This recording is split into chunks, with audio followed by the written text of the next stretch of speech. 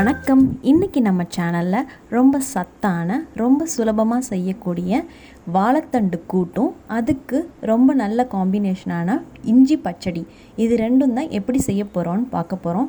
இது ரொம்ப சுலபமாக 10 நிமிஷத்தில் நம்ம ரெடி பண்ணக்கூடிய லஞ்ச் காம்போ. முதல்ல நம்ம வாழைத்தண்டு கூட்டு எப்படி செய்கிறதுன்னு வாங்க பார்க்கலாம். முதல்ல நம்ம இந்த வாழைத்தண்டை சின்ன சின்ன பீஸாக நறுக்கி எடுத்து வச்சுக்கலாம். இது கருப்பாகாமல் இருக்கிறதுக்கு நம்ம தண்ணியில் போட்டு வச்சுக்கலாம். இப்போ நம்ம கடாய் சூடு பண்ணிக்கலாம். இதில் 1 டேபிள் ஸ்பூன் அளவுக்கு எண்ணெய் ஊற்றிக்கோங்க. எண்ணெய் சூடானதுக்கப்புறம் 1/2 டீஸ்பூன் அளவுக்கு கடுகு சேர்த்துக்கோங்க. கடுகு நல்லா வெடித்ததும் காரத்துக்கு ஏற்ற மாதிரி சிவப்பு மிளகாய் சேர்த்துக்கோங்க. நான் 3 சிவப்பு மிளகாய் சேர்த்துருக்கேன்.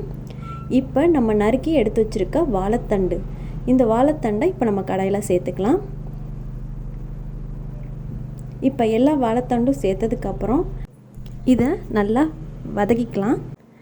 நம்ம இந்த வாழைத்தண்டு 1 நிமிஷத்துக்கு நல்லா கடாயிலேயே வதக்குனதுக்கப்புறம் வேக வைக்கிறதுக்கு வாழைத்தண்டு வேக வைக்கிறதுக்கு தேவையான அளவு தண்ணி சேர்த்துக்கலாம். தண்ணி சேர்த்ததுக்கப்புறம் வாழைத்தண்டு ஓரளவுக்கு முக்கால்வாசி நல்லா வெந்ததுக்கப்புறம் இதில் நம்ம அரிசி மாவு தண்ணியில் கலந்து தான் சேர்க்க போகிறோம். இப்போ அரிசி மாவு நான் 1/2 கப்பு அரிசி மாவு எடுத்திருக்கேன். அதை நல்லா தண்ணி பதமாக வர்றதுக்கு தேவையான அளவு தண்ணி சேர்த்துக்கோங்க. இப்போ பாருங்கள், நல்லா அரிசி மாவு நல்லா தண்ணியில் கலந்து எடுத்து வச்சுருக்கேன். இப்போ நம்ம வேக வச்சுருக்க வாழைத்தண்டோடு சேர்க்கணும். இதில் இப்போ நம்ம அரிசி மாவு தண்ணியில் கலந்து எடுத்து வச்சுருக்கோம்ல, அதை நம்ம சேர்த்துக்கலாம். இப்போ அரிசி மாவு தண்ணியில் கலந்ததை நல்லா ஊற்றுனதுக்கப்புறம் இப்போ மீடியம் ஃப்ளேமில் வச்சு நல்லா கொதிக்க விடுங்க. அதாவது அரிசி மாவோட பச்சை வாசனை போகிற முடியும் நல்லா கொதிக்க விடுங்க.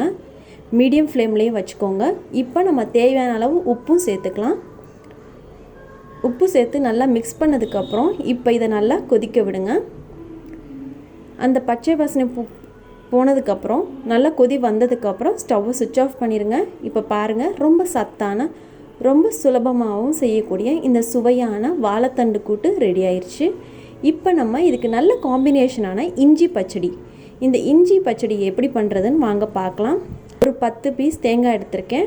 ஒரு 2 பச்சை மிளகா, இதோட நம்ம இஞ்சி துண்டு 1 இன்ச் அளவுக்கு எடுத்துக்கோங்க. இப்போ நம்ம இந்த பொருட்கள் எல்லாத்தையும் மிக்சியில் சேர்த்து நல்லா நைஸாக அரைச்சிக்கலாம். நீங்கள் காரத்துக்கு ஏற்ற மாதிரி பச்சை மிளகா சேர்த்துக்கலாம்.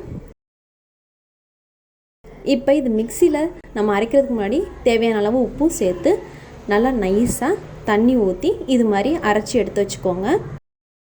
இப்போ நம்ம அரைச்சதை ஒரு பாத்திரத்தில் மாற்றிக்கோங்க. இப்போ ஒரு பாத்திரத்தில் மாற்றினதுக்கப்புறம் இதுக்கு நம்ம ஒரு 1/2 கப் அளவுக்கு தயிர் எடுத்துக்கோங்க.